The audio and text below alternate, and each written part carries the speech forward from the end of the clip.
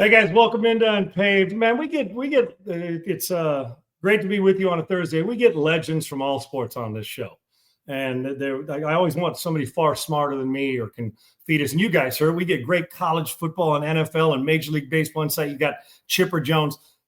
Be damned, all my buddies know I'm talking to you. I love you. But this is the one. This is where the legend really starts. My obsession, my OCD, my nutcase addiction to golf. And it's here. I've been teasing this for a week. Colt Knost, CBS broadcaster, obviously. He's part of the CBS golf team, which is the best in the business. Podcast, he's a co-host of Gravy and the Sleeves, which the name already says it's going to be awesome. And I've listened to both, and the co-host on Golf's Subpar podcast. Much to discuss. Colt Knost, CBS broadcaster, joins us and commentator, always on the golf beat, joins us now. Colt, welcome in from your place in Scottsdale. Well, let me start here, man. What is an off season like now? Your season just ended. What's an off season consist of with you and your buddies? What do you do in the off season? Yeah, well, first off, it's an honor to be on with you. Been a big fan for a long time. You know my passion for football. My off season, I actually get to play golf, which is fantastic. I think I enjoy golf so much more now than when I was actually doing it for a job. Because now, like, I enjoy going out. I want to play well, but I never get mad. I don't really care. I just want to go out there, gamble, talk some trash with the fellas, and have a good time. But, yeah, it's so hot in Scottsdale here right now. I still am making some trips every now and then. I'm a member up at a place in Flagstaff. We just had a fun little event up there, a little pro scratch event. And then in September, I'm making my first ever trip to National Golf Links with some buddies. I've never been there up in the Hamptons. And then I'll be at the Ryder Cup, so still got a little work to do. But after the Ryder Cup, I am done. It is member guest season for me. I absolutely love it. You say you don't get angry. Mm-hmm. Okay, when you go out and play around, and we'll get to your amateur and your pro career and how it ended in getting into this, which golf's loss as a player, which I know I get it, is our gain as a broadcast, listeners to be able to hear you with not only the spice, but your insight, which I love. And an SMU guy too. It's not far from home because I raised my kids in Frisco, Plano, right there. They went to Plano West, so not far from where you went to school in one of the great areas in the world, right there by SMU, Lower Greenville. Well, you say you don't get mad. Did you as a player? I mean, I'm familiar with your background too because I'm older than you. But did you get mad as a player? Oh yeah, I played with a chip on my shoulder, and I thought I had to. Just look, I'm the little short fat guy. I was way behind these guys that were athletes. When I played with Dustin Johnson, I'm getting up 30, 40, 50 yards. And I felt like I always had to play with a chip on my shoulder, always something to prove.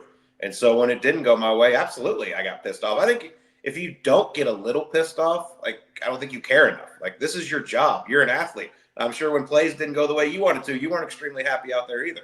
All too often, my friend. All too often. If I would have been pissed the whole time. If it would have been the whole way. But I got like that, a combination at times. I've gotten better. When you go from my sport to another sport or your sport to another sport, is it you think that I think, well, I'm a football player. I was a 3-sport athlete and recruited in high school, going to college. Of course, I can hit a golf ball that doesn't move. I ain't got anybody trying to hit me. And then you go out there and do it, and I'm saying, oh no, you can never perfect it. I'm not telling you anything you don't know, but I was the combination for a while of Steve Pate, the volcano, and maybe who was that? Wyndham Clark this year. Wyndham Clark had a volcano type year this year. Is there somebody in between there? He had a rough year. I think one of my favorites, just to show that it's okay to show emotion, like Tyrrell Hatton. I love it. Perfect example. He loses his shit, but then it's over, and he's only ever mad at himself. He never blames his caddy, never blames anybody else. But I think he makes for great TV. Like, we miss him over at the PGA Tour. People will say, oh, he's acting like an idiot. I'm like, no, this is great. He's showing passion.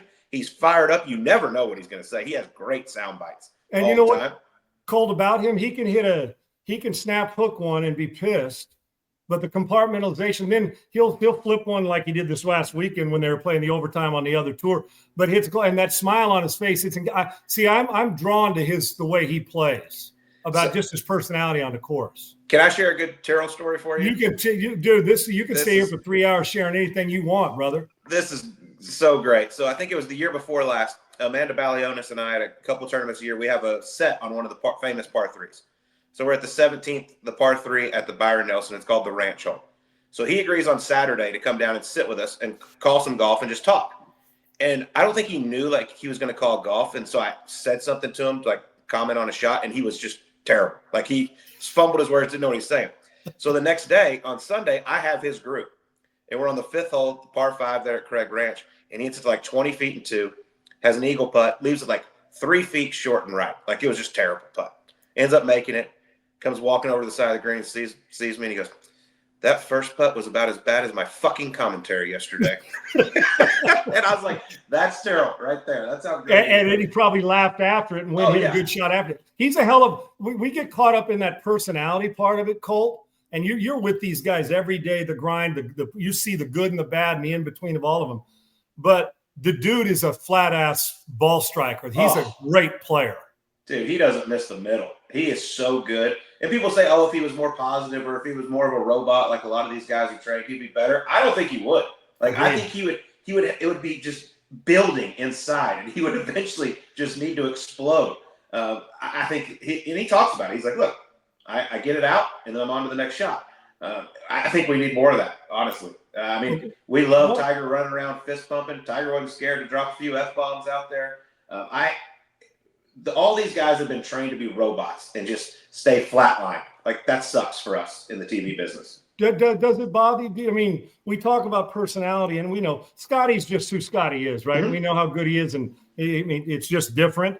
But I saw some fire in him this year, even sometimes at times that you don't used to, you're not used to at least seeing from our vantage point on television. But do we need more of that? Do we need not just one or two guys? Do we need, and I'm not talking about a steady diet, but do we need Tyrrell Hatton type personalities where it's okay? You don't always have to be stoic. Did an F-bomb, and I understand the Wyndham Clark thing was a little after, and I get his frustration. We've all been there, but at a major level like that. But do we need more of that pizzazz and more fan-friendly stuff on the PGA Tour, Colt? I think so. Whether it's, a bad attitude or a great attitude, interacting with the fans, like what Bryson's done to his image has been fantastic. Incredible. He's totally turned a 180, and he is a totally different person now. The crowd loves him. He's interacting with them, talking to them before shots, high-fiving them after shots. I just think we need more of that. We need to care more about the fan out there, and what can we do to make it entertaining? Because I know it's a sport, I know it's your job, but you are an entertainer out there. And I'm not saying you have to be somebody you're not, but I know how you are off the golf course. Don't be scared to show that on the golf course. Do you, if you had, we're going to get to the Ryder Cup, but if you were playing in this Ryder Cup, and I don't care if it's one of the 12 guys that's on it or anybody else on the current tour who's a current PGA Tour member, who would you want to be your partner? Scotty, he's the best. Is that regardless of the personality and the grind, he's the best? He's the one you want because you know what you're getting? That's somewhat joking around. I love Scotty. I've known him since he was 7 years old, and what he's done is just so incredible. I always knew he'd be great. I didn't know he'd be at this level. But, yeah, I was one of those guys, I feel like, with my game, like, I could play with anyone. When we played the Walker Cup, the amateur version of the Ryder Cup over in Ireland, like Dustin Johnson and myself were partners. And we had totally different games, but we just always worked. And it might have been our personalities that he was the calm, quiet guy, just took care of business. And I was the shit talker with the gallery, having fun, interacting with everybody. But, yeah, Scotty, I definitely wouldn't say no to playing with Scotty. I would also love to play off Bryson's tee shots. I think I could be rather dangerous from 80 yards further down the fairway. What? You were a hell of an amateur player and a good pro. Retired after the Waste Management Phoenix Open in 2020. I know you were going through some wrist issues. When did you know?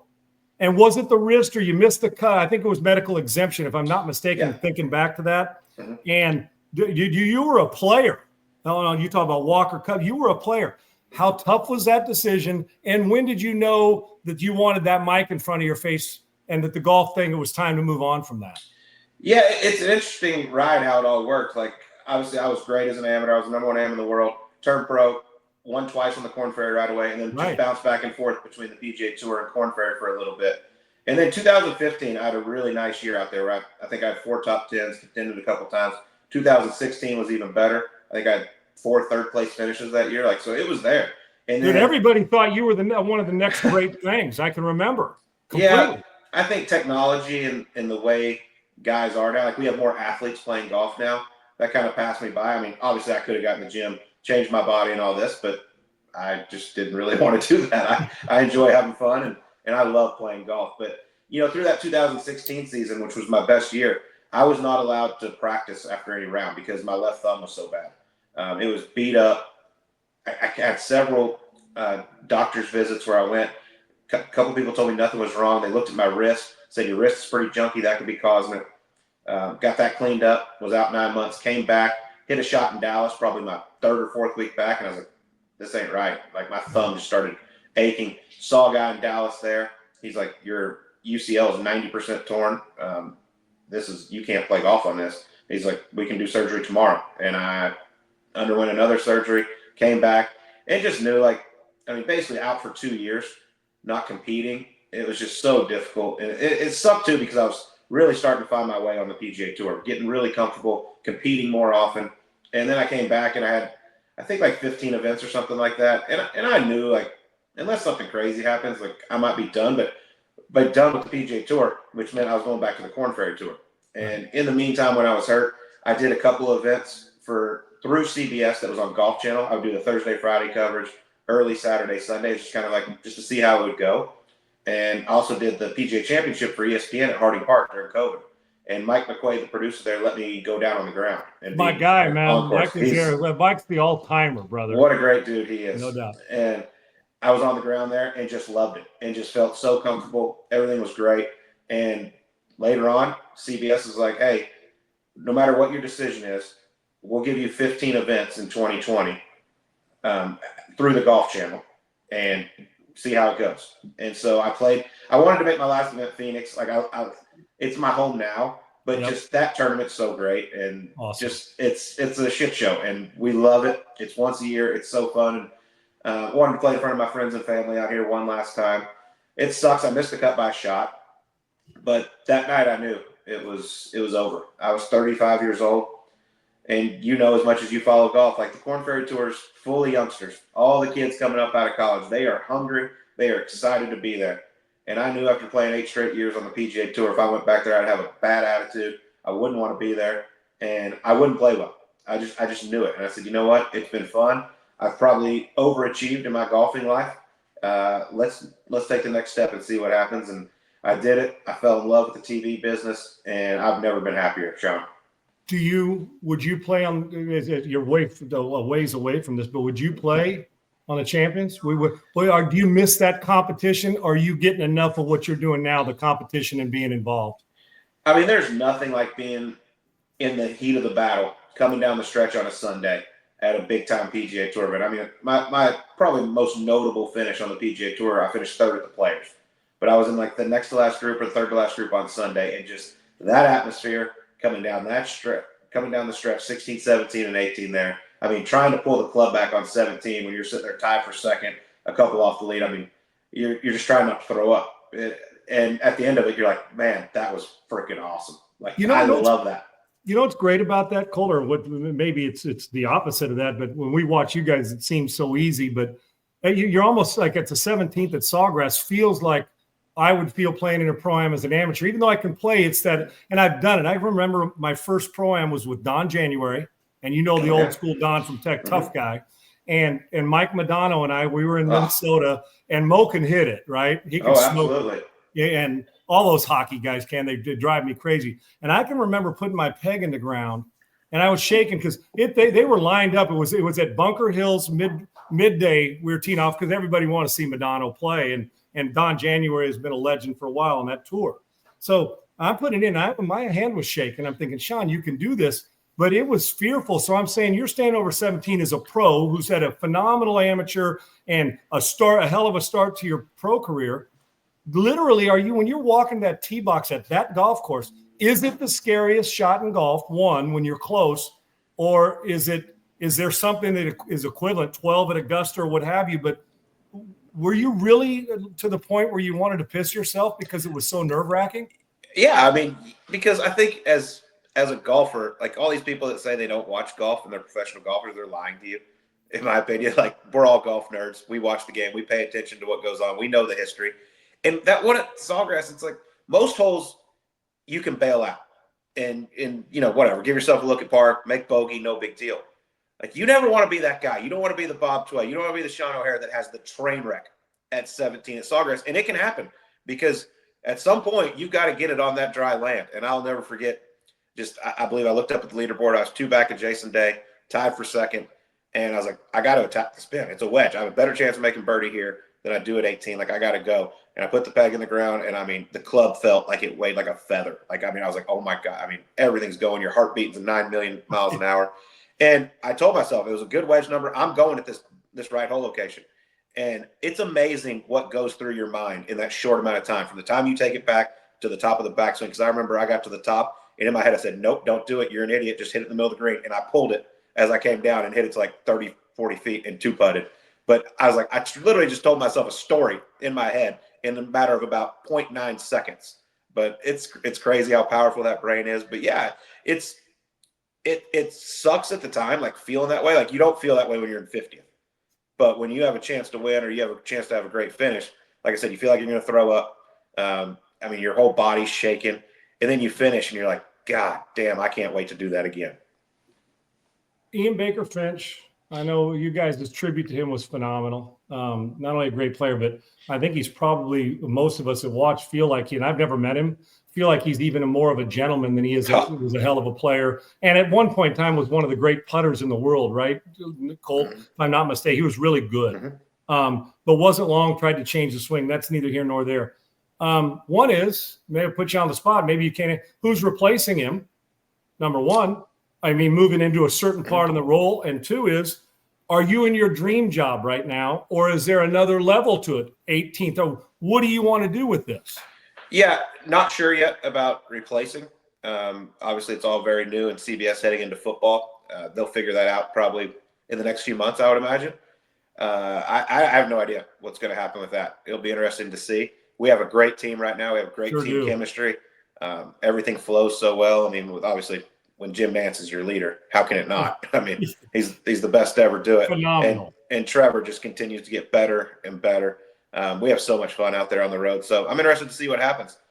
Dream job, I'm still new at this, in my opinion. Like, this is going to be 2026 will be my 5th season full-time there at CBS.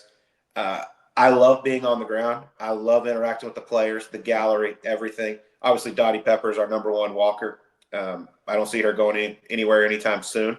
I would love to be that one in the last group, walking down the fairways in the biggest moments in golf. Being on the course at Augusta, which she's the only person to ever do that, would be a dream come true for me. But I'm having so much fun, man. Like, as Charles Barkley always says, I'm getting paid to talk. I'm going to talk anyway.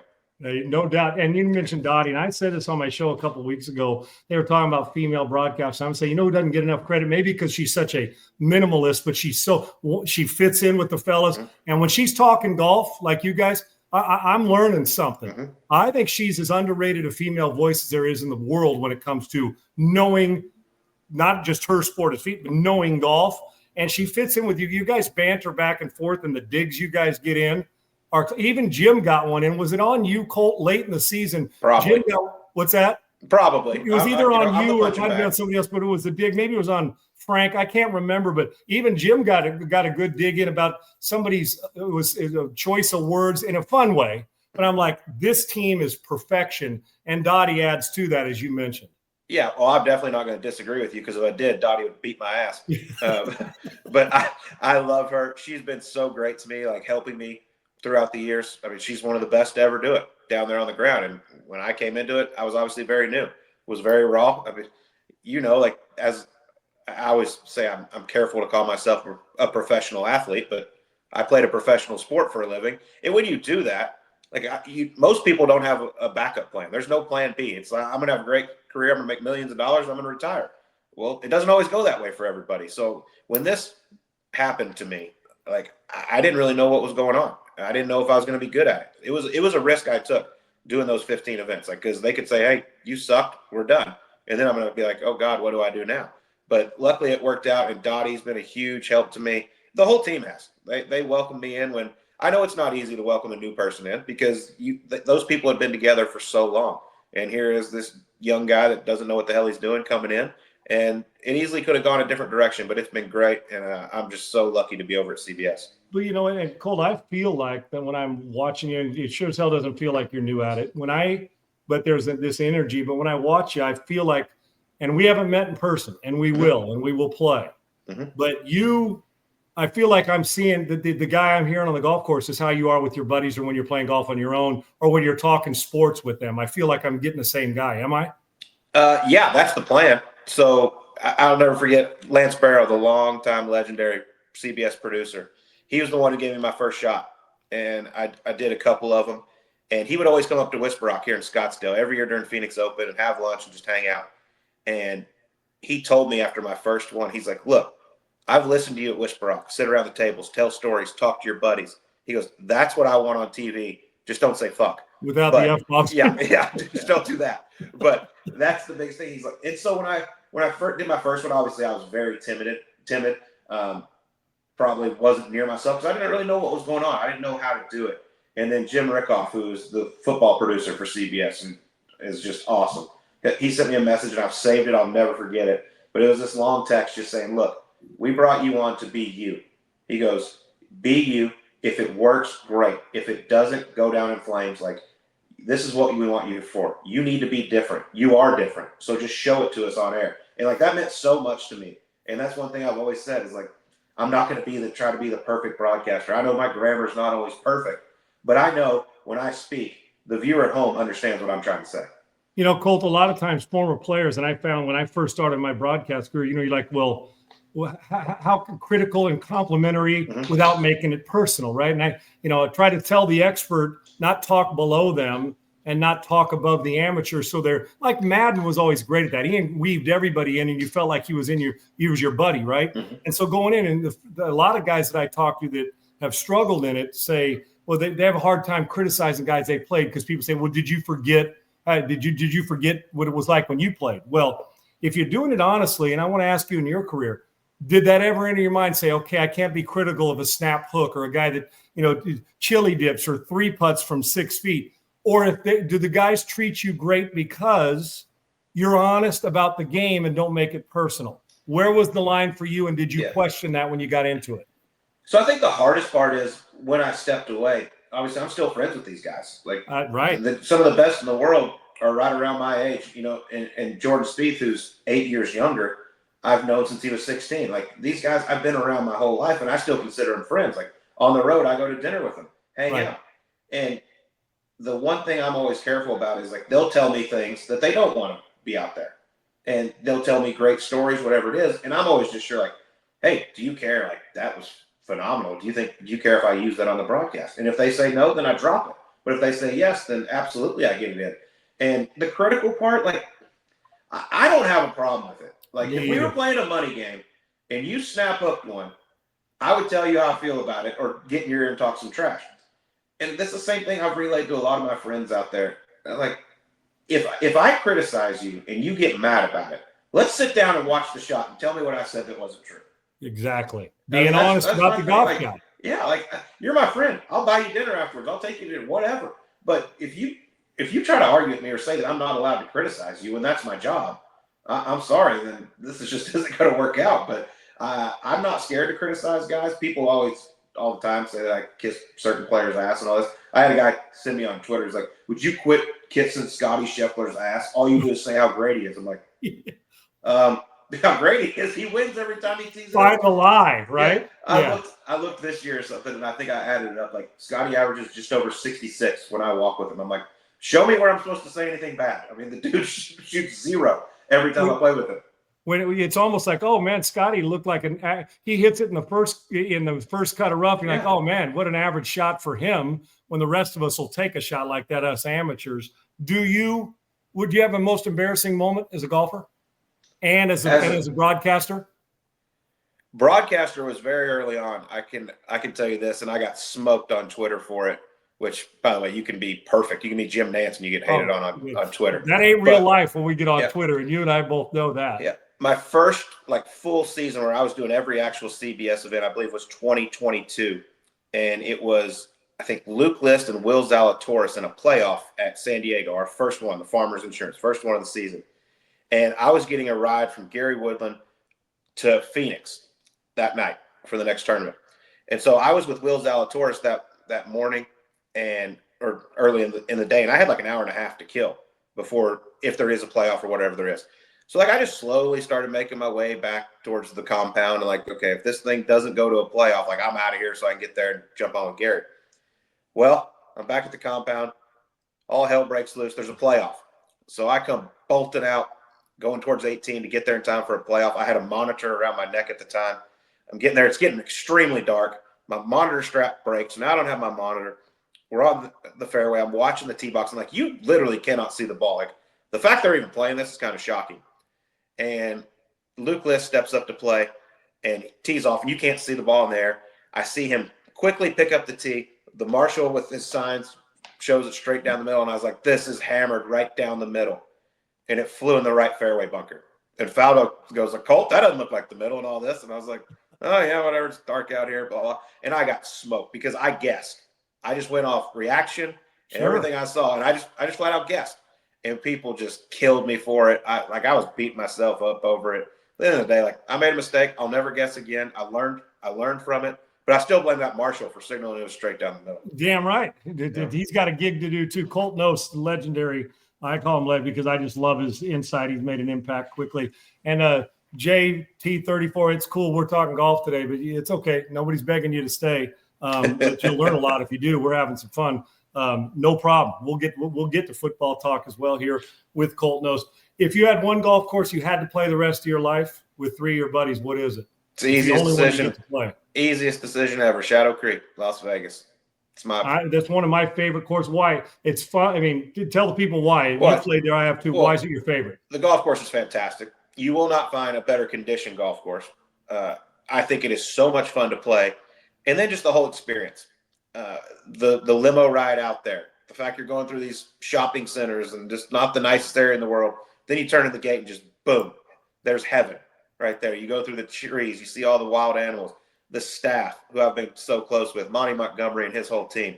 Like, I love the place. There's nothing better than going out. I've played it 100 times, and I still get excited every time I pull through the gates. And I mean, we played 6, 7, so much gambling going on, drinking, just nothing better, man. It's my favorite day of the year every time I go out there. I think it's phenomenal. And quick story about that, and you could probably validate this and laugh. A caddy's with us, right? So last time I was out there, and he's with us. He's hopping on the back, and we got 2 bags, but he's hopping on the back of the cart and going down there and giving us some insight. And I said, "Well, have you ever caddied for any of the PGA Tour fellows that come out here?" He goes, "Oh yeah." He's probably 27, 28 years old, just a kid. And I said, "Well, who?" He goes, "I had Davis Love and Vijay Singh." And I said, "Okay, good group to have. One's a real grinder. The others, they both had great careers and Hall of Fame careers." I said, "Well, what was it like?" He goes, "Yeah, it was great." I said, "Well, was Vijay a grinder?" He said, "Oh, my." He said, "You're not gonna believe it." I said, Tell me. I want to hear the story." He says, "Davis Love and him tee off on par 4. I can't remember what hole it was. Hit it down the middle, and they come up to the ball, and Vijay hits it too. And they're within a couple yards of each other at the time. And Davis asks him the distance, and he tells him, it's this or this. And Davis steps up and hits it. And I go, "Well, what about VJ?" And he said, "Well, VJ asked me, is it 166 or 160?" And he said, "It's 166 or 167." The caddy did. And VJ looked at him and said, "Which one is it?" And I said, "Was there a smile on his face?" He goes, "Oh, no. He was dead ass serious." Now, I know VJ's a fun guy too, but we see the grind. But doesn't that epitomize kind of his game? He wanted to know to 3 feet, which one was it in a practice round. Absolutely. And I've always defended VJ because everyone from the outside is always like, "Oh, he's an ass. He can't be that nice." People have no idea how great VJ is. Like, he's funny. He talks trash. He is so good. When he was on tour, he was so good to the young guys. The rookies, he would take them under their wing, play practice rounds with them. I love VJ. I had so much fun. He was the other pro one year out at AT&T Pebble Beach in my group. So we spent 3 days together. Him and his partner and me and my partner, and dude, we had a blast. Do you I mean, you said Shadow Creek is your favorite course. Do you like, I'm thinking about the tour, and I was thinking about Ryder Cup, and people gave Patrick Cantlay a hard time this past week about slow play. Does slow play bother you? Oh, I'm not just talking about that. Does it bother you? It's awful. I hate it.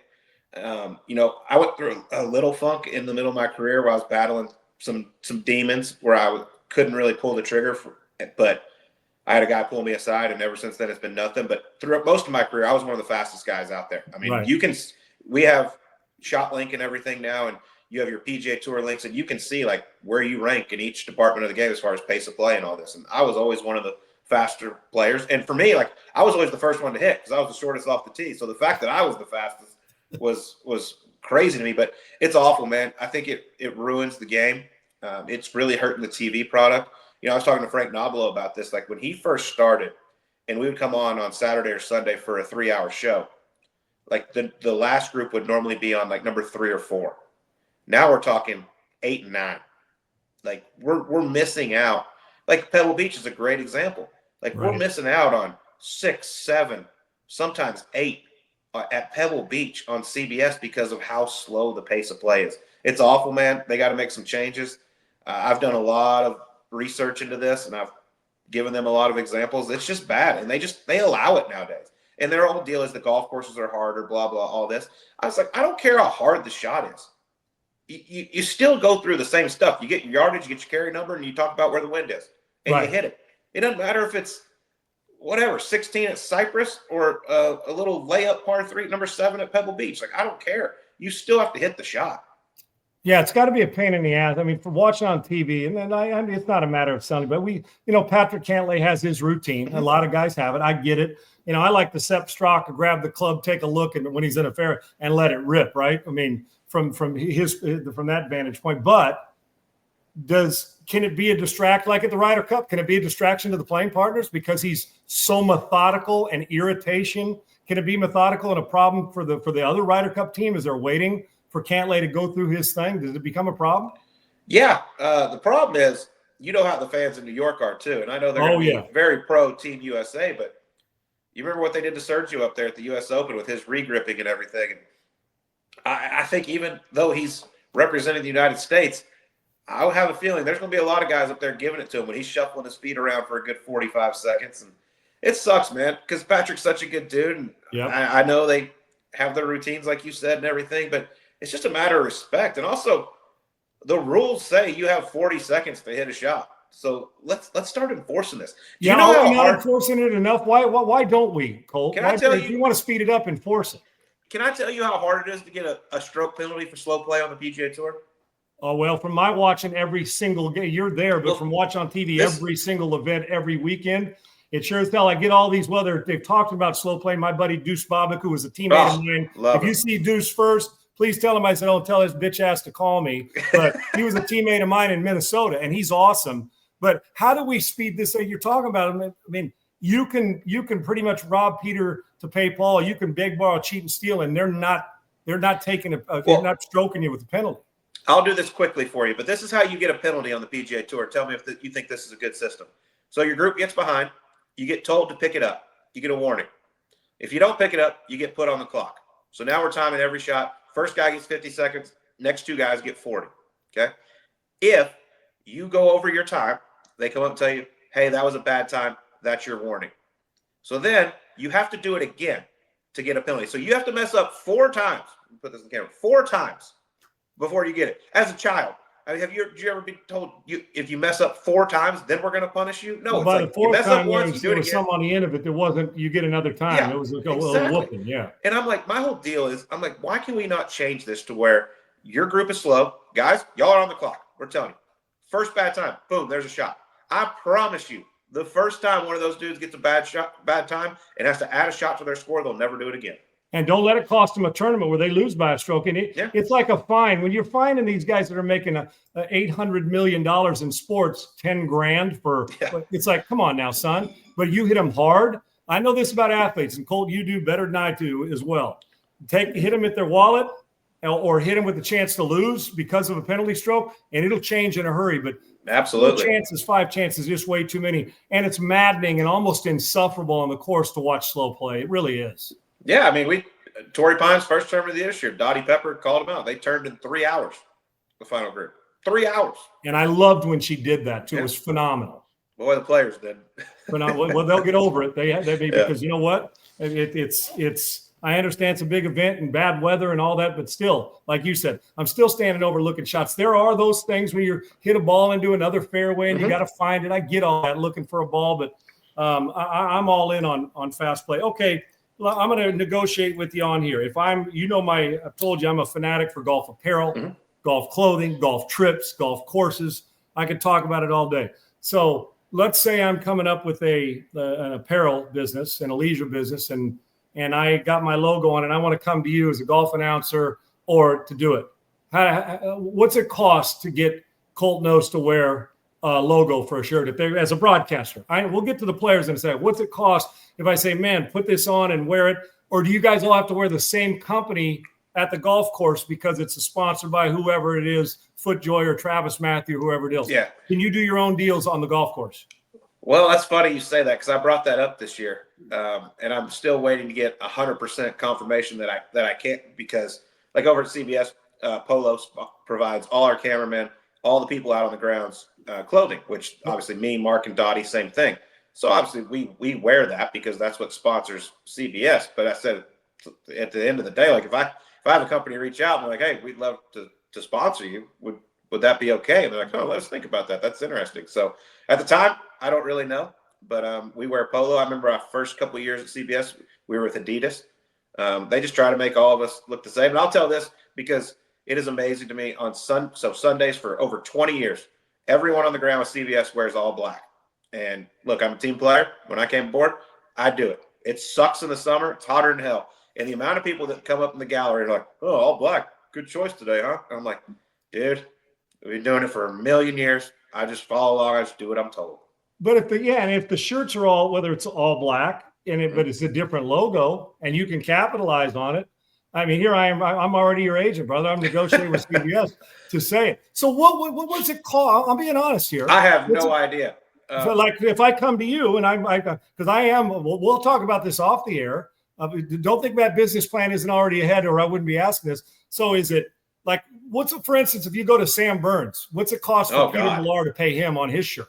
Yeah, that's a great question. It's obviously way different for guys at that level. But you're an influencer as well as a broadcaster because you've got a lot of following on social media to put that out there too. I'll tell you this. Most guys on the PGA Tour don't get paid to wear clothes.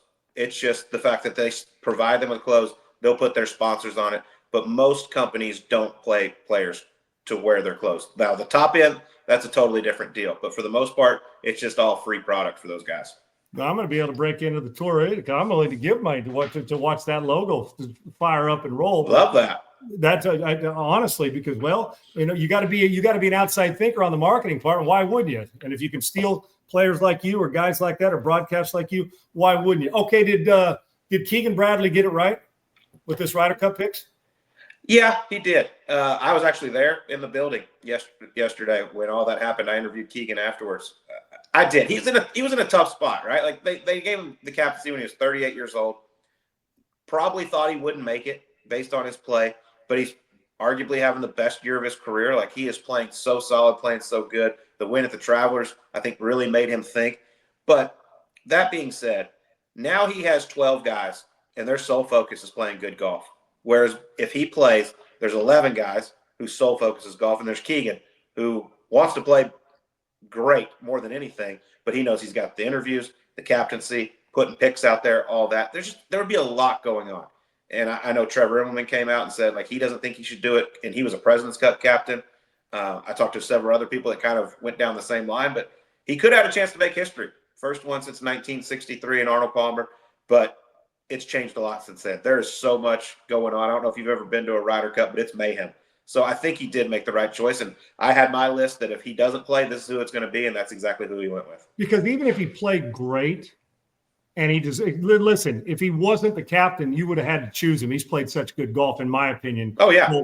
But even if he played great, but they lost the Ryder Cup, people would have punished him mercilessly. If he'd have played poorly and won the Ryder Cup, they'd have said, yeah, man, that's selfish. He shouldn't have put himself on there. He took away from the only way he could have won is if he played lights out and they won the Ryder Cup. And it probably, considering his passion, and he was all immersed into the society, probably didn't know if he was going to play that great this year. I mean, I know he expects to play well, but it all came together. I admire his decision, but I can imagine because It's not every day that people make 5 and 6 Ryder Cups. That had to be brutal to make that decision for him in emotion. Absolutely. And I'll just go back to what you were saying earlier.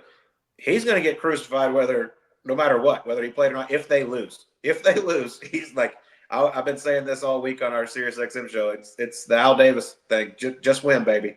If you win, everything's going to be okay. If you lose, if he loses now, even though he's not playing, it's going to be like, well, you could have helped the team. You were one of the better players. Why did you not pick yourself? You could have helped the team. You didn't do everything you could to make sure this team is successful. And that sucks, but that's what comes with the media nowadays. So just go win, Keegan. We're rooting for you. No question about it. I love his fire, and I think this is going to be as intense of a Ryder Cup we've had in a long time, Colt. You're around it more than I do, but the contrast and comparisons to the two.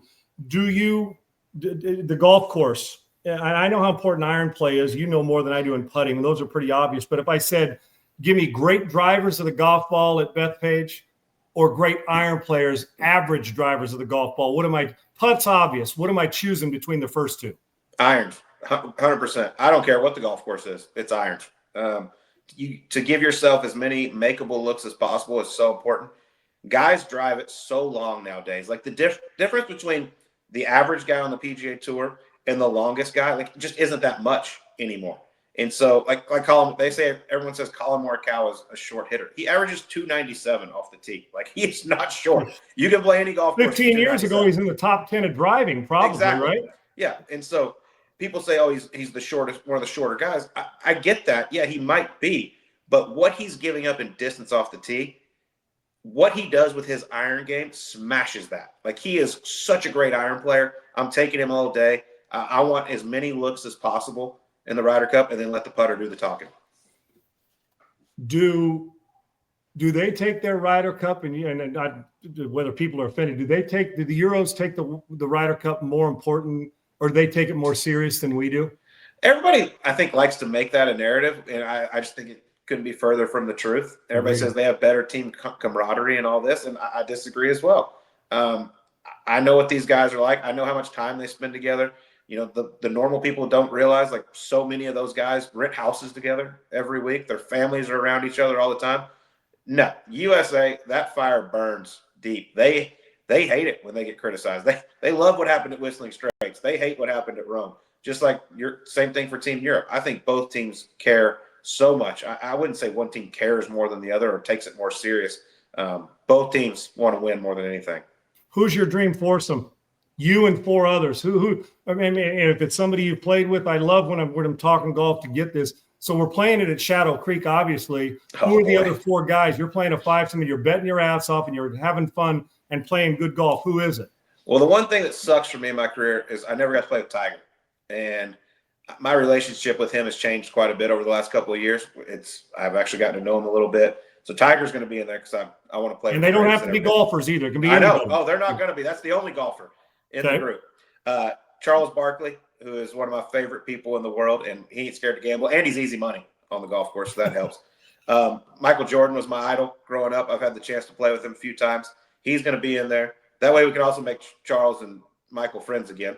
I'll make sure that happens. We need that. There's no question about that. We got to fix that up. Charles and Mike got to get back, they got to get back together and go steady again. Yes, that'd be great. I'll actually throw one more golfer in there just because he's my best buddy in the world, and he's a blast to be with. And I think the 5 of us in Vegas could just be one of the all-time trips. I'll throw Gary Woodland in there as well. Boy, and not only one of your favorite guys, but what a story. Yeah. That emotion runs deep for him, doesn't it, Colt? And that's a great group, and we'll get back to the betting part of it in Charles. But Gary Woodland, every time I hear him talk, I almost feel like I'm feeling his emotion. Mm-hmm. What an incredible story. And what one hell of a guy. I've never met him, but he sure from a distance seems special. He's as good as they get. Cut that part. Don't put that in there. I don't want him to hear that.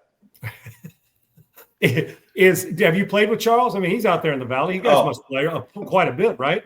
I've drank with Charles a lot more than I've golfed with Charles, but yes. I'm in the same category as you. I used to watch, can't do that, but I've drank a lot more with Chuck than I ever have played golf with him. No doubt. Yeah, I played with him probably a dozen times. Yeah, he joined Wishbrook a couple of years ago. His first day as a member, he teamed up with Dan Marley and the member, and they won. He took the trophy on the set at NBA on TNT the next week. I mean, he was so proud of himself. Got better this year in Tahoe, though, didn't he, Cole? Chuck looked better. he has gotten so much better. I hate to admit it. We have a bet every year at Tahoe where he finishes. 3 for 4 so far, but that first day he played great. I think he shot 81 and was in like 24th place. He was beating a lot of people, and then he came back down there. Tahoe's a tough place for him. You know, he likes having some cocktails. He loves gambling, and he loves his golf. And with all 3 of those things going on, there's not a lot of sleep involved up there. Has he ever taken a dime from you?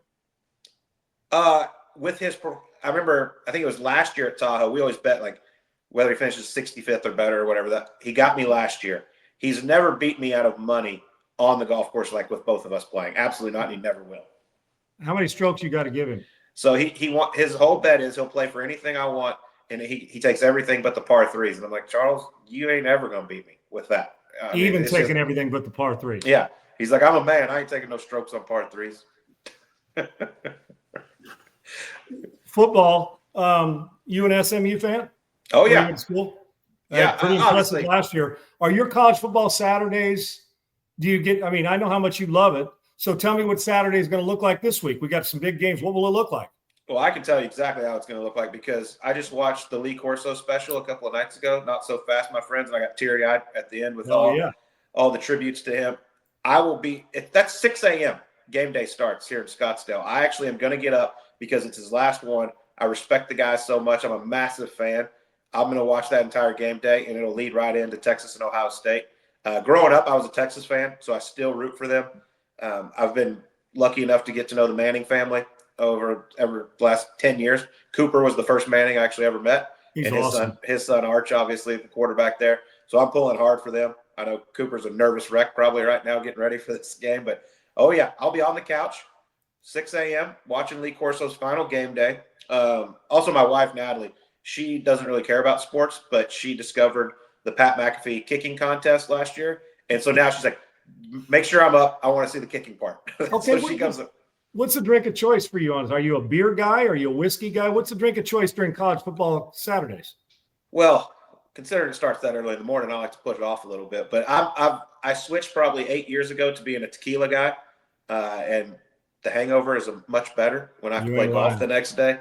So, yeah, I'm a tequila soda with an orange slice.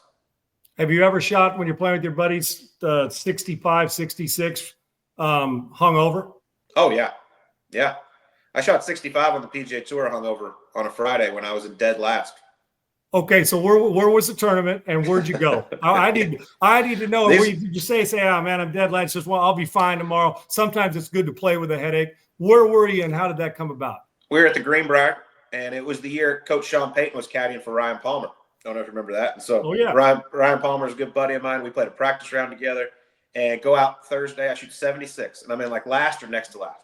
And I am first off the next morning, 7 a.m. And Kenny Chesney put on a concert that night. And Coach goes, we're going. I was like, works for me. I got nothing to play for tomorrow. So we go out, have a time, go to the casino afterwards. I think I went to bed around 2:30-ish. Quick wake up, 5:30. So obviously a little nap. Went to the course, hit 2 balls on the range. Was like, this is pointless. I feel horrendous. Went and sat in the grandstand on the first tee, waiting on my group. And here comes my group. And my caddy goes, hey, he hit 2 balls. I think he's still a little banged up from the night before. I'm not sure what's about to happen. And I stepped up on the first tee, striped down the middle, shot 29 on the front with like all tap ins, just threw darts all day. Like 8 feet of putts on the front nine, right? It was my caddy looked at me. He's like, God, we need to do this more often. I was like, no, we don't. So we get to the 11th hole and we catch the last group that teed off on 10. And 11th hole is a par 5. And I sat on a cooler with Sung Yul No. I have a great picture of it. With Sung Yul No for probably 30 minutes. And I got so hungover. And I was just I never should have sat down. I parred the last several holes to shoot 65 or 64, missed the cut by a shot. Man, yeah, sitting down, just keep it moving, right? Did you have to take a little side throw up to get it out of your gut, or were you able to withstand it? Never threw up. I told my caddy, I said, if you're a good caddy, you would have brought me a beer on the 11th hole. We probably would have shot 58. But Johnson Wagner, actually, he loves telling this story. Johnson is doing fantastic in TV now. Several years ago at Tahoe, we were still playing. And same kind of thing. He went out for a birthday party Saturday night, was crazy hungover. And we were hitting balls next to each other. And he said, you got any advice? I go, don't sit down. Do not ever sit down. Just keep moving and you can get through it. Does that happen more than we think? A guy, just take a little edge off the night before, and then they may have get the edge. They go to a Kenny Chesney concert because you're seeing some buddies in town. Yeah. One extra beer, one extra shot of tequila. Does that happen more often than we think? No, these guys are such professionals now, and they train so hard and everything. I think even before my time, I think it probably happened a lot. Right. I remember. I don't think Calc would mind me saying this, but my second ever start as a pro was in Las Vegas during the fall series. I turned pro in 2007, and I get paired with Mark Calcavecchia on Sunday. And I come into the locker room, and I just hear this, and I look over, and Calc's on the couch, just laying there. He didn't get cheated out of fun, did he? No, absolutely not. And he was so good he was such a good player anyway. But, he was hurting from the night before. I think those things happened a lot more. Back then, yeah, it was still a lot of money. But when you're in last going into Sunday, it's the difference between $8,000 and $10,000. Most of those guys are like, I'm going to enjoy Las Vegas. Well, the extra $2,000 or $8,000 or $10,000, just the fun with your buddies actually more than makes up for the cash, because that memory, the cash gets spent. Colt Knost for a few more minutes, and we'll get him out of here. So, Dallas Cowboy fan, correct? Die hard. Okay. Die hard, man. Unfortunately. You got to give up Texas or Dallas. You got to give up college or NFL. You only get to watch one. You don't get to watch the other. Which one you giving up? Probably college, just because, I love SMU, and I love what their program's doing. Texas is phenomenal, but I didn't go there. And I've been a diehard Dallas Cowboy fan since I was 3 years old. I watch every single game. I'm that guy where I would rather watch in my living room so I can have the sound on and go nuts than watching out at a bar. Do you live this frustration every year? I think Jerry's a great owner and a great marketer. Probably not my favorite GM, but you know what? It's his team. He does what he wants. But as an understatement, what kind of chance you give him this year? And do you hang on every play where you're like the remote against the TV type passion, or every year in the offseason, same story? We're talking about mid-90s, my man. Yeah. It's been a minute. So what's your frustration or your optimism this year for the team? Yeah, I just watched the Netflix documentary like a lot of people, and I think Jerry Jones gained a lot of fans with what he has done to the NFL and what he's done with the Dallas Cowboys. It sucks, man. I wish he would hire a GM, because I think there's a lot of moves that could be made that he doesn't make. It just seems like and we're seeing it right now with Micah Parsons. He waits so long to re-sign these guys, and then the market gets totally reset, and then you have to pay him more money, and it just hurts the salary cap and everything. It sucks. I don't think we're going to be as bad as people think we are. When Dak Prescott's healthy, the Cowboys win games.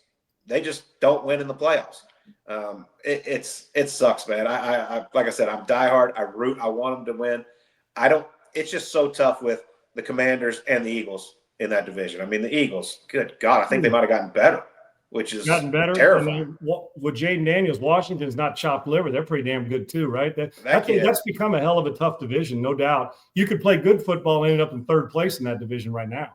Yeah, God, Jaden Daniels, he is so much fun to watch, and I'm a big Cliff Kingsbury fan, and I know he's in heaven out there running his offense with Jaden Daniels. I'm about to say, you're going to score points. There ain't no doubt. It's kind of like my USC Trojans with Lincoln Riley. I don't know if we're going to defend anybody, but I'll damn well tell you we're going to have fun scoring a lot of points. Absolutely. They can put it on them. What is back to the senior thing. No consideration. We didn't really get a no consideration when it rears its head, or is your competitive golf now, will it always be stuck to gambling with your buddies and doing it, or will you scratch that itch at the time it comes? I don't really ever see that itch being there unless something happens where I get fired from TV. I really don't. I'm having so much fun being out there every week with these guys. I feel like I can do this same job until I'm 65, 70 years Absolutely. old. And I hope to. I don't miss the grind of practicing every single day, all that, and just stressing over making cuts and stuff like that. I don't miss that part. I do miss being in the competition and having a chance to win. There's nothing better than that. But like I said, I'm having so much fun in this TV world, and I just feel like this is what I was really meant to do. I think professional golf led me to this.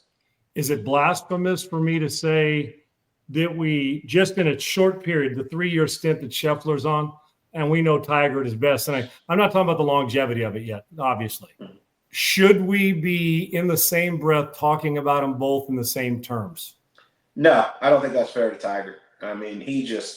What he did was just absurd. And Scotty is playing phenomenal golf. But I mean, every time we bring up one of Scotty's achievements or the streaks he's on, then you look at Tiger's, and it's just absurd. Like how long he was world number one, how many total weeks he was world number one, the cut streak. I mean, everything. He just like the year 2000. That's the benchmark. You just go back and look at that season and how he won 9 times. And I think his worst finish, he finished 22nd one week maybe, but everything else was in the top 10. Like Tiger was just a different animal. But Scotty, I didn't think we'd ever see anybody go on a run like what we're seeing Scotty right now. I just thought the competition was too deep for somebody to do it. And people want to say, like, at their best, who's the best? Scotty, Rory, whoever else you want to throw in there, John Rahm. And I'll just say this. They're all great when they're on their game. And any of them can beat any of them when they're on their game. But when they're not on their game, Scotty Scheffler is so much better than everybody else. It's ridiculous. Agreed. I mean, his bad weeks, he finishes 8th, and that's what's so impressive. Would Tiger at his best and his best round, head-to-head, when they're both at their best, would it be who hits the best shot on the 18th hole? What would it look like? Yeah, it would be who makes it on the last to finish it off. It would be a battle. I mean, watching Scotty just play the game and how he picks apart a golf course, I think why it's tough to compare Scotty to Tiger is because if you watch Scotty play around a golf, everyone on the PGA Tour can hit the shots he does. Like, he averages 300 yards off the tee. He hits it pretty straight. He's a phenomenal iron player. Everyone can hit great iron shots. Scotty just does it more than all the others. His short game is great. They can all chip it. Jordan Spieth, one of the best chippers there is. He makes putts now. He's top 20 putter on the PGA Tour. Everyone can do all those things. Scotty just puts it all together. In Tiger's prime, he hit shots that no one else could hit, and that's the biggest difference. Who's the best player on the CBS team? Trevor's won a major. I'm talking about today. You, you're young. Dottie from her tees and playing. She probably play from the back tees and still compete. How good? And Jim Nance. I was at Pebble about 2 months ago, and thinking about where Jim's here and thinking about how often he gets to play and get his coffee and play there. Who's the best of the group? Well, it's definitely between me and Trevor. We haven't played a ton together. I know he's like in the offseason, he works pretty hard at it. It would be a good battle. My game's pretty nice right now. Oh, I know it is. That's why I'm asking. Yeah, so you're taking money. You're willing to go head to head. Why don't are we going to see that?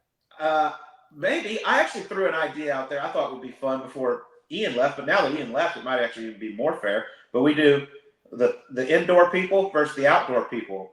So it'd be me, Amanda, Dottie, and Mark against Jim, Trevor, Frank, and Ian.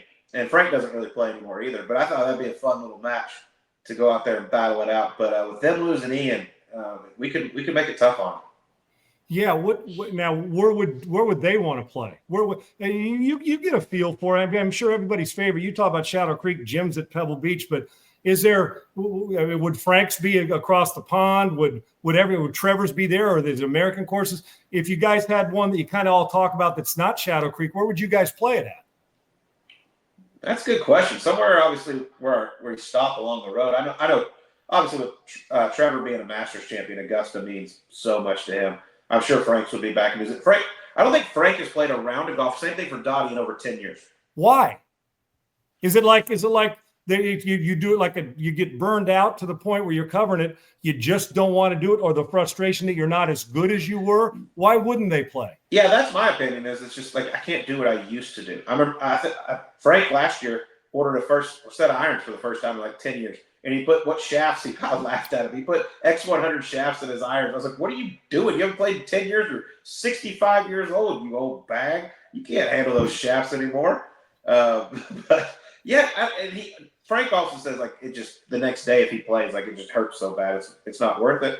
Dottie, I don't know why she doesn't play more. I know how competitive she is. I'm a little surprised she doesn't play more.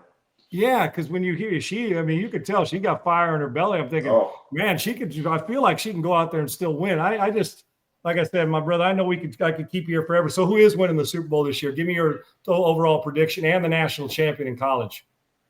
I'm going to pull for Texas to win the national championship in college. I know the good thing is this game is so early. Even if they lose, they can recover and still make the playoffs and get in. So I'm going to go Texas there. And then I just have a soft spot for Josh Allen. I love the guy so much. He is such a stud, and he loves his golf. And I've been watching Hard Knocks, which is I feel like it's time, right? Yeah. He's been talk about loading up your team and carrying them. It's time for that team, and especially going back to when I played in Jim Kelly and that group of 4 straight. It's time for Buffalo, time for him. I think that if they stay healthy and he stays healthy, they've got a legitimate chance. Because that AFC, I don't think we're getting 4 Super Bowls in a row, at least appearance by the Chiefs this year. Yeah, it is Mahomes. It pains me to say it, but I think it's going to be Philly and Buffalo. And wouldn't be half bad, would it? That's a hell of a Super Bowl, even if it's not your team, man. Because I'm a Raiders guy, so I get it, man. Yeah, 100%. Philly is just, God, my hatred for them. Okay, so tell me something we're promoting. What we aside? We've been rolling it across the lower third there. What else can we promote for you? What's going on with you? Nothing. That's it. Obviously, SiriusXM PGA Tour Radio. Me and Drew are on every Monday, Tuesday, and Wednesday from 12 to 2. Great Eastern. Stuff too. And it's a fun one. Yeah, we talk a lot of golf, but now golf's winding down. There's going to be some more football talk in there because both of us are very passionate football fans. And then we have the Subpar podcast. We put out 50 a year. Comes out normally every Tuesday. This next week will be Wednesday because of Labor Day. But yeah, the podcast is a blast. Got special guests on there. We got to get you on there sometime. Talk about your love for golf. Talk anything you want. I'm one of those. I'm like the Sesame Street. One of these things is not like the other. With all your stars coming on, I'll be the guy that's not. But I'll talk it. I love golf lingo too. And my favorite, you got to answer me this. You guys are all on tour.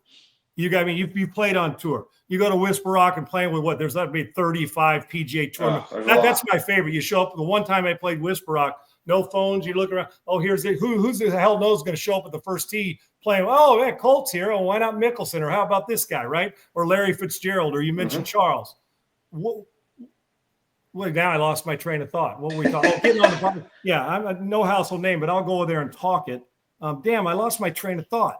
I've got to talk about when you get to the golf course and play. It'll come back to me.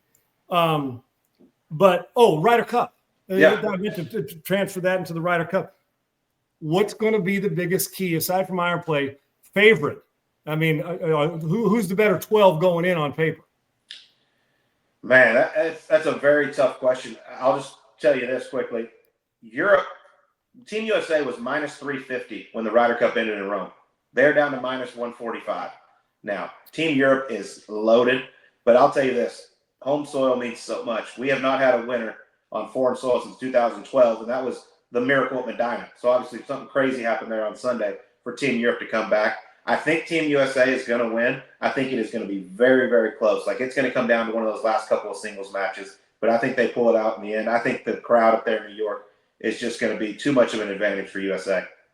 What will you, as being there and watching this and being a part of it and covering it, do you get that same feeling that somebody may get that's never been to Augusta and playing it for the first time? What will your energy feel like just for this? I mean, and to be able, you're friends with both sides, but this is I don't mean war in the war sense, but this is a battle. How do you distinguish this, man?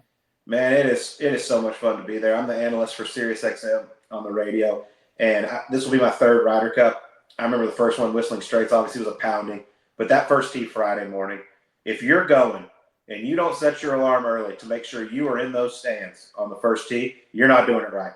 It is one of the coolest atmospheres I've ever seen. And then going over to Rome last year was even better. I mean, their fans with their chants and all this, they are so creative. They're so funny. And they're very respectful as well.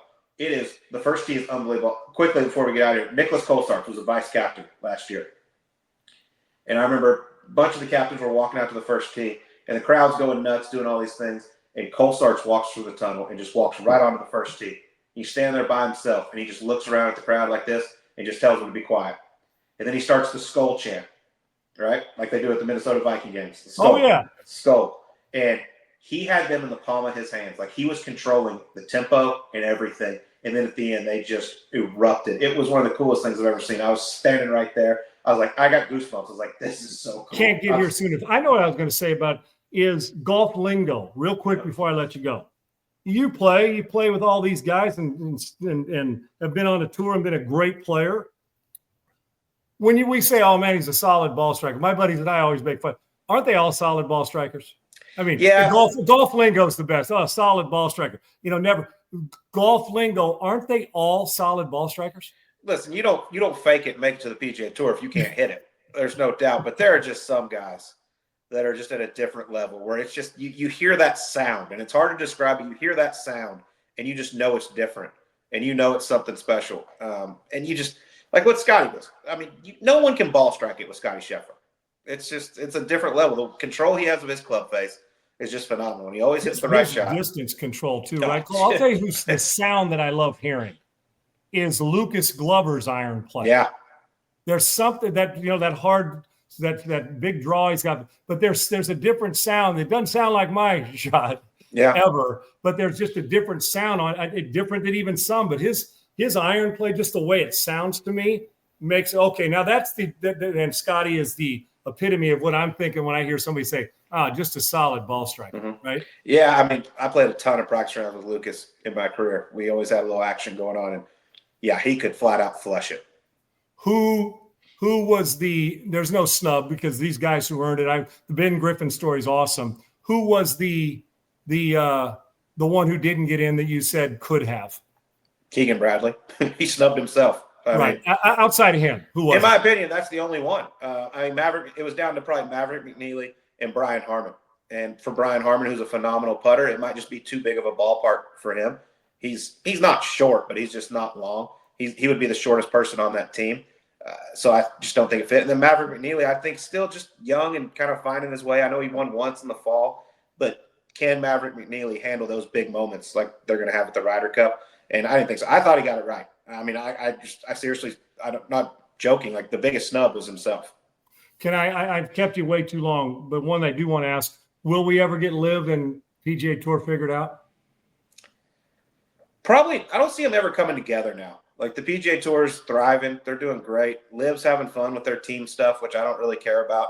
I do see some guys whose contracts end over there, and then they come back to the PGA Tour. But until they decide they're done wasting money over there, I don't see them ever going away. Well, Keith, I'll be in constant touch with you. Unpaved Golf and Leisure Apparel. You're going to love the logo. I'm just going to run it. But hey, like I said, I'm in a negotiation. If they ever allow it, you never know when it's coming down the pike, brother. And I take you any day of the week to represent that. We'll talk. I'm throwing it out there, and I'm sure there's a million others, but I'm just throwing it out there. I am a diehard fan. I could do this forever. I appreciate everything. I know you got a lot going on, and I look forward to getting out there and seeing you again and playing with you, man. And please come back and visit. The Cowboys go on a 6-game roll. Let's come in and talk about it, or even post-Ryder Cup. I'd love to hear your thoughts. Anytime you want. Just give me a call. You're the best. Colt, thank you very much, my man. I sure appreciate you. Great laughs and great insight. Can't wait to do it again. My man, thank you. Thank you. That's a great Colt Knost. I love him, man. I do. I think he's as good as it gets. Colt Knost is the way the tour should be. Jim and all, they're all great, but I'm talking about with these. There's a spice. There's a reverence for the game. But when I say irreverence, I mean it to the point of where a guy hits a bad shot, you should be able to say it. And he admitted it. And he has taken it to where a good golfer, knew when it was his time. And dare I say that his broadcast career makes you think that he's been a broadcaster for a lot longer than 5 years. Plus, he's just one of the guys. Guys like that get great information from players. Why? Because he's not a sellout. He respects their opinion, but he's a great storyteller. My special thanks to Colt Knost. I get so caught up into it. I want to go in 80 different places that trying to remember, going back and forth, because I love it. I don't ever script these, man. I don't. I know where I want to go. And what's odd is if I was going to script an interview or say questions, I would do it more for the other sports in golf because I just roll, man, with him and with that. And he's so easy to go anywhere you want. We could have talked movies, I'm sure, and cold drink as we did. I'm just a great fan because he's one of us who just happens to be a phenomenal player and damn good at his job. But I just love the insight. And you don't have to script these for the show, with the show's Dog Shit Without JB. JB will come on every Monday. Everything's not here for you. We're not just here to talk and just because you want to hear it. We love the man. We love JB. And JB will be a part of the show every Monday. He's got his family he's got to deal with and his own show. So, yes, but just because we don't appeal to you, Joy T30 or JT34, you do have an option. You don't have to fucking tune in. But I would argue that Colt Knost, like the other guests, give you great shit. But this is the kind of stuff and that's okay. You have an option. If you want to tune in, fine. We'll have Trey Wingo on next week. Darren Woodson's coming down the pike. John Smoltz. So a lot of great ones. But you know what? You give me a good golfer, especially with Ryder Cup and talking football. Colt Knost isn't just a golf guy. So I am a huge fan of his, and I think we all can learn something. But that's the way it's supposed to be broadcast. Little laugh, little fun, reverence for the game, respect for the game. But I guarantee you he's taking a lot of money from his buddies because he's got more game than even he leads on. And one of the great amateur players in the country, in the world, and the best at one point in time. And, when injuries get in the way, but he made the transition like a lot of athletes do. Some don't do it near as well as he does. It won't be the last time you see him on here. And you guys think I'm kidding about this golf apparel. I'm not. This has been my passion as much as anything that I'm doing right now. And I'm getting to the point where I'm going to get myself a silk screen just to start printing T-shirts, golf T-shirts, and the logo. And I'm toying with the logo. I love it. More than anything I do, this is my number one passion. And I've got businesses and stuff in my own broadcast career. I can listen to Colt Knost talk golf and life and sports anytime. Great man, great storyteller. Good stuff. Won't be the last time. Hope you enjoyed it. Share it with your friends. Real quick, let me talk to you guys about Chef IQ. And I'm a customer. I use it. It's listen, the moment of truth where everyone sits down, that grilling anxiety at the table, and you brace yourself while they cut into their meat. How many of us done that? Yep, we all do. Is the chicken raw? Is it cooked? Did I just ruin $100 worth of steaks? And in some cases, it could be $100 for that steak. And how does salmonella get here? And what is that all about? Those go through it, don't they? Big group of people over, get ready for your college football, your NFL. And then all of a sudden, it's all changed. Why? Because Chef IQ Sense. It's the wireless cooking thermometer that turns you into a master chef. Put your ego aside. You want it done right, correct? You obviously want it done right. It works for all types of cooking, grilling, pan-searing, roasting, everything. It's so easy. You just insert your sensor right into the steak, chicken, fish, or whatever you're cooking, right? You're looking to get it to perfection the way you want it and the way your people eat and want it. Open the Chef IQ app. Choose how you want it cooked, rare, medium, well done, any preference that's yours. With multiple probes, everyone gets exactly what they want. So somebody wants medium rare, bam. Somebody wants rare, somebody wants well done. Then you get to sit back and relax and enjoy the company, knowing that the steak, the fish, the chicken are going to come out perfect. It sends real-time updates. It tells you when to flip, when to take it off, and even how long to let it rest. It's a genius, hence the name. Chef IQ Sense. Seriously, it's like having a culinary coach in your pocket. No more guessing, no more lid lifting to check, and no more dinner disasters. It's Chef IQ Sense. It's precision cooking for everyone, and you can put your ego aside because this is going to get it done right. No more worry or anxiety. Trust me, you'll wonder how you cooked without it. I'm not only a customer, I also get a chance to talk on behalf of what I consider a phenomenal. Get the app. More importantly, Chef IQ Sense, and it gets you to be able to monitor it all the way through so it's done right. And right now, you can get 15% off site-wide with code Sean, that's SEAN, at chefiq.com. That's chefiq.com. That's chefiq.com. Promo code Sean, cook to perfection. Yep, there we go. Triple E, great stuff, man.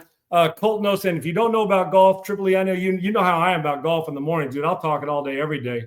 But that man right there is phenomenal, and I'm a big fan, and it won't be the last time he comes on. Especially, I'm going to get him on, just talk football analysis. You hear him talking about it, this guy, this coach, do this, get this guy the football. They underpay, they overpay. Dak can play. Colt Knost knows his sports. He's a Texas guy, and he definitely knows football. So we'll be back at it tomorrow. We got no show tomorrow or Monday. I'm flying to USC to watch. I got a big business meeting there that I can't wait for. And with my middle son, who's getting married in a month, we're going out to watch SC play and have fun. And then Monday's off because of Labor Day. It's a big college football weekend. We'll be back next week with great guests, and we will cover wall-to-wall college football on a huge weekend this weekend. And then we lead into the NFL weekend.